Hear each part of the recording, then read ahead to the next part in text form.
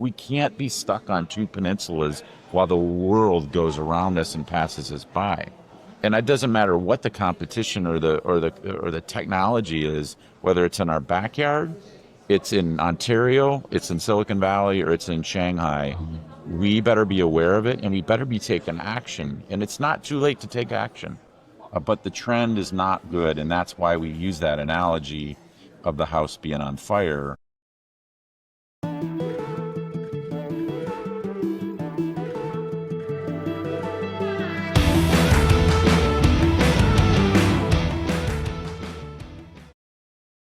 Glenn Stevens, welcome to At the Wheel. Appreciate your time.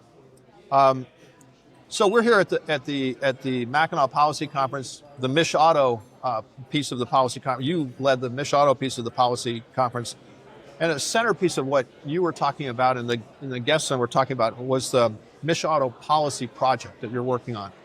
Talk about that. What is that? And we want to kind of talk through why it's important, but just describe what that is and what MichAuto is doing with that. I certainly could do that. Before I do that, I just want to thank you guys for this podcast because what do they say? First time interviewer, or long time listener, or interviewee. I listen, and I really appreciate what you guys are putting out there. Keep it up. So pleasure to be here. Great. So the Mackinac Policy Conference is a very unique conference because, first of all, it's on a place where there are no wheels, right? Yeah, I like that part. Yeah, this is back in time, horse-drawn carriage, but this is a policy conference where the state's leaders from education, politics, economic development, corporations come together once a year to talk about where are we at and where are we going. We, MichAuto, the statewide automotive industry association voice for the state, have been doing our own conference as a precursor 10 years now. So we start the conference, kick it off. So I have 50 auto execs up here, and we come together. Our core central point that we want to discuss this year is what we call the MichAuto Policy Roadmap for Michigan's automotive future. So we decided last year, 2025, and this year is that we were going to work with some partners, and we're going to build an extremely prescriptive roadmap as for economic development policy, education policy, transportation policy to make sure that we keep Michigan's signature industry as a leader amongst all those competitive forces, which you guys talk about on the podcast all the time. That's what we're doing. So talk about let me ask this. I mean, what's your sense of urgency about this? I mean, doesn't Michigan's auto industry, isn't it now and forever? Let me kind of massage that. What is your constituents' level of urgency? Are you able to communicate clearly to them that, hey, quote unquote, the house is on fire? I don't think an automotive company, whether it's a global OEM, a tier 1, a tier 2, or a tier 3, all the way down to the smallest 1 or 2 person engineering and design services company, doesn't have a sense of urgency today. If you do, you're probably going out of business pretty quickly. You have to understand what's going on. And I think that people have been reading the tea leaves and feeling the pressure. And if you didn't feel it in the last year with tariffs, trade policy, EV transition, so on and so forth, then you probably were out of business. So the sense of urgency, I don't feel like we need to communicate the urgency, but we need to translate that into cohesive action. Okay. And that's what we're trying to do. What are some of the things that you're hearing as you talk to your members and kind of look around? What are some of the things you're hearing that auto manufacturers in the state need? Because again, you'd think that Michigan would have the most auto industry friendly policies of any place on the planet, but it sounds like that is not the reality. What do people need, or what do these companies need to thrive in the environment? So I'll try to land that plane as I tell my staff. They look at me and they do this, they do that, land the plane to me sometimes. But because it's not a one size fits all, right? Different size companies have different footprints. We had a panel this morning where we have 2 global suppliers with, by the way, footprints in China, and one very regional, 1 town, 1 plant. So the needs are different, except there's couple fundamentals. Number 1, the base level education system in Michigan does not, it's not acceptable where it's at. The house is on fire. That's kind of a sub-theme to the Mackinac Policy Conference. So that is absolutely a mandate for this state and the next leadership of this state, because if you don't prepare those people, it doesn't matter what educational attainment they reach after high school, they're missing core literacy and communication skills Coming out of high school. coming out of elementary school into high school. Right. So yeah, they come out of high school unprepared to certainly operate in today's world, but this digital AI world, that's a whole nother frontier that they're not ready for that either. So fundamental, structural, make us a top 10 state in education, not a bottom 10 state. That's number one. Number two, business climate, it rules for companies, right? They need a good tax structure. They need the right incentives to grow their business. So that is a component of it. And the third thing I would say is there needs to be cohesion around policy. And it's not just for the automotive industry, it's for the critical segment industries.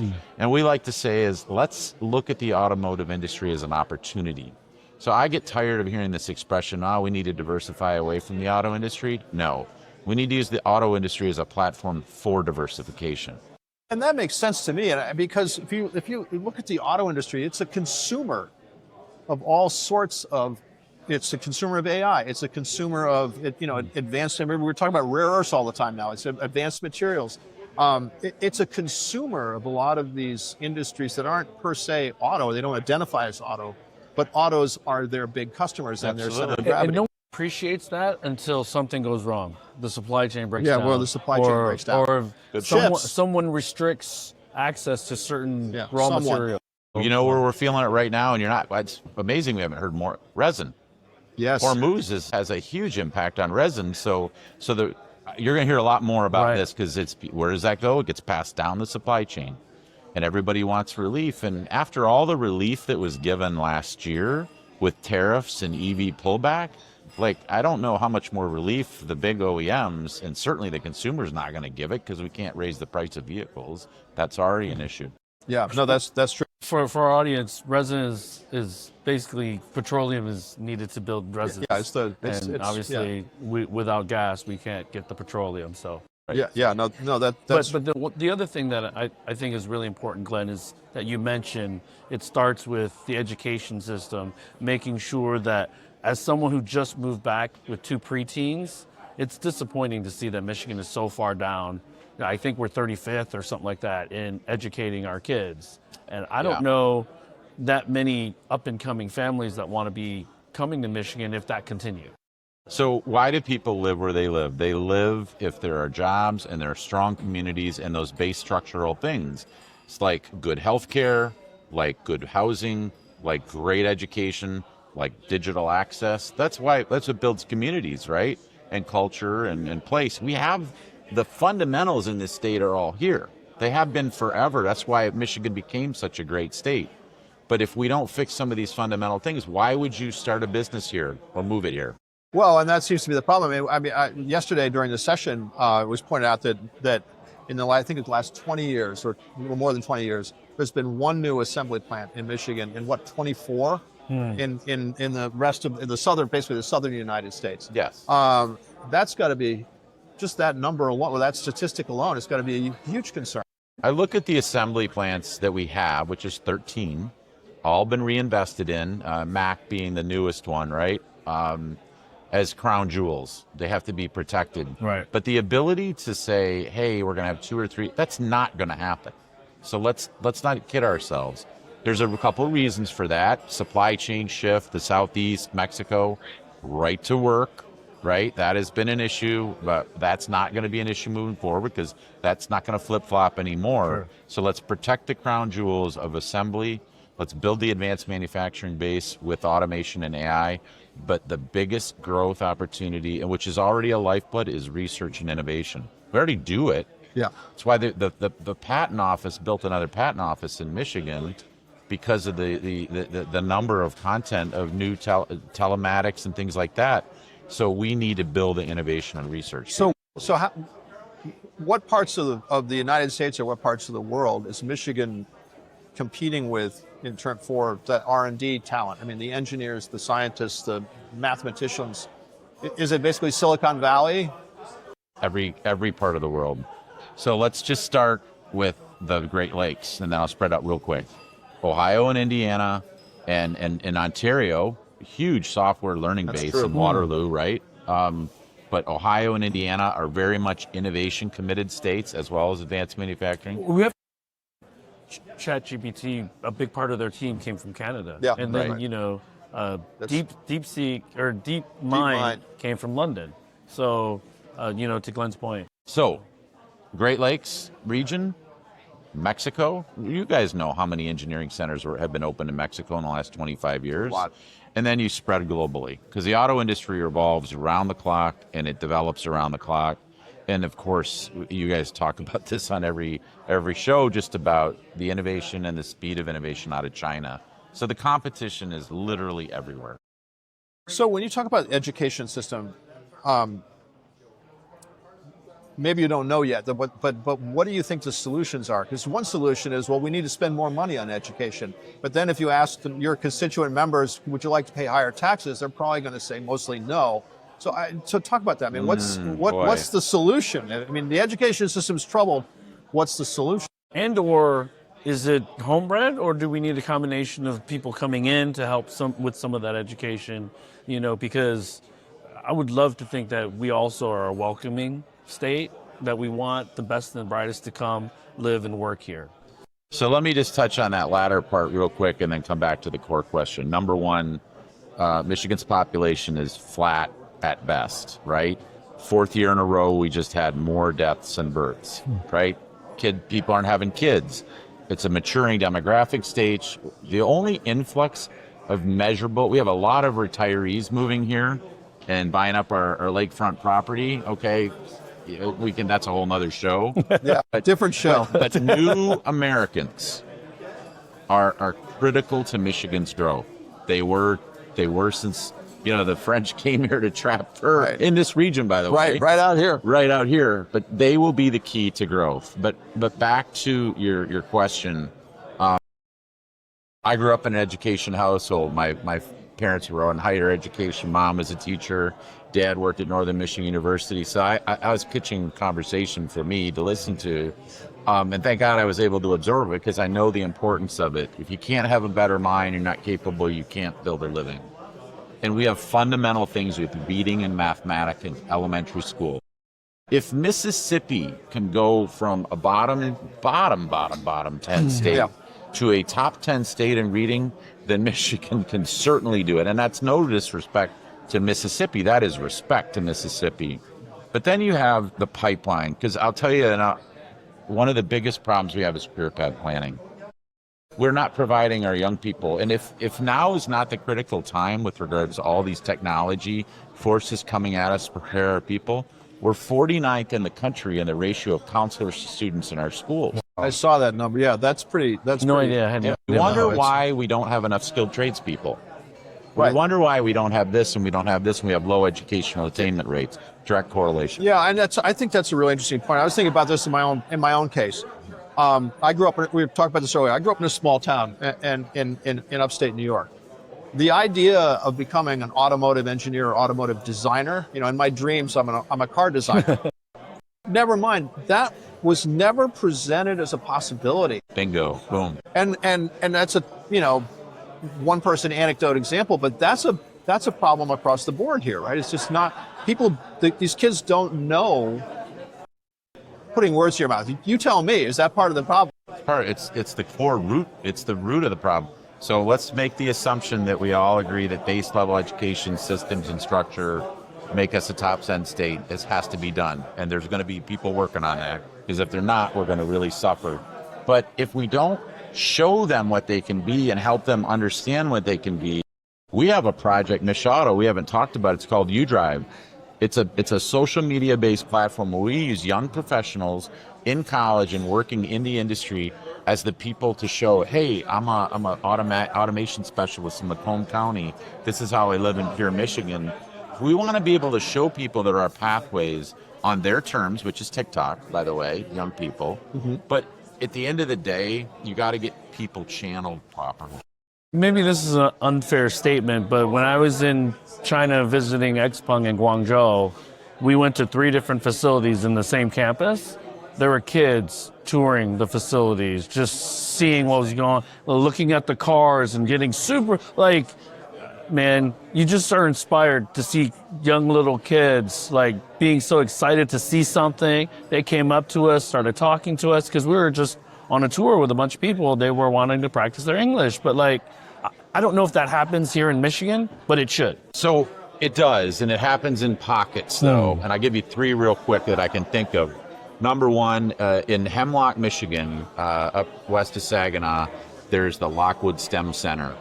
And it's an incredible little town with a lot of industry around it where they have an experiential robotics center adjacent to the schools. And it's open to all school districts. Like, what if we had 50 of those across Michigan? So the second is the MySTEAM program in Michigan. Again, experiential, showing kids what they can be. And the third is what our longest running program called Discover Auto. And we pick the kids up in a bus at their school, and we bring them to Denso, or we bring them to CSP in Auburn Hills, and they spend a few hours seeing what they could be doing, and we change perceptions. So we're doing it in pockets. We need to do more of it, and we need to really formalize it in the school system too. Let me. What are the challenges you see? So your policy project is, as I understand it, is you're trying to sort of land that plane in time for this election cycle in the fall. But I'd like you to kind of talk about what do you see as the challenges over this election cycle, and how important is this election cycle in the state of Michigan or federally, either way, to addressing or getting the political support for addressing the things you're talking about? Well, on the federal side, obviously we're a midterm, okay, at a midterm spot. So I think there's a high likelihood that we're going to see some Democratic control assert itself, but certainly the president's in a couple more years. On the state side, I was using the word most pivotal election, but there have been other pivotal elections in Michigan's history, but not one as consequential as this one. And I use that word because of the point we're in, because the forces that are hitting this are so fast and so extreme and never seen before. The Chinese auto industry didn't exist not that long ago, right? Well, the economy effectively didn't exist 45 years ago or 40 years ago. Right, but even 5 years ago, the threat level from the Chinese auto industry was not on the radar the way it is right now. First time I went to Shenzhen was 1997, right? And I saw what they were making, and I've been back several times. And I went to BYD a few years ago, and I was like, it's real, right? It's real. So with Michigan, talking about all those structural things that we need to do with just education by itself, and the fact that we have a signature industry as well as other industries that are at these inflection points, if we don't get the right leadership that can lean in and do one fundamental thing, reach across the aisle, because there's none of that going on right now. In the business community, I've never seen its ire like it is right now, and part of that is a reaction, unfortunately, to Mike Duggan, former mayor of Detroit, dropping out of the race because our political appetite won't support an independent right now. Because the business community really saw him as an opportunity, a chance for success. Right. So whoever the candidate comes out, MichAuto and our roadmap policy, both GOP and Dem, we're going to be ready for them to present before the election in November.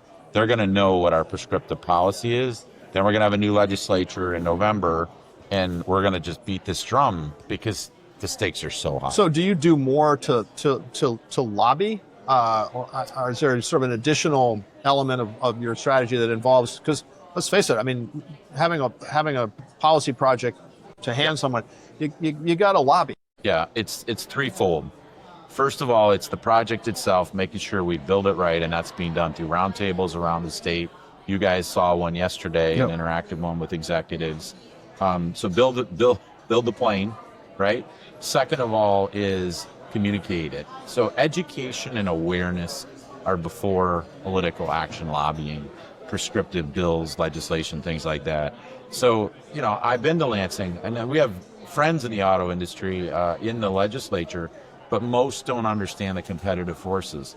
When I sit down with a bunch of legislators and nobody knows who BYD is until I tell them who BYD is, then that tells me something, right? Yeah, you have work to do is one thing I would say. So that's second. But the third point is What do you turn your ideas into prescriptive? For example, we have a skilled trades training program called Going Pro. We're not funding it, we're defunding it. Like enough state of Michigan. Yeah. Because we can't agree that that's important. Meanwhile, the companies are saying it's important. Right. It's a lifeblood for me. Yeah. And they're scratching their heads going, Ohio and Indiana are telling me that. Yeah. So can I just follow on that quick, and we're going to let you go in a minute. I'm good. Okay, but you guys rip all day on this. So this is a perception, and if it's wrong, feel free to tell me.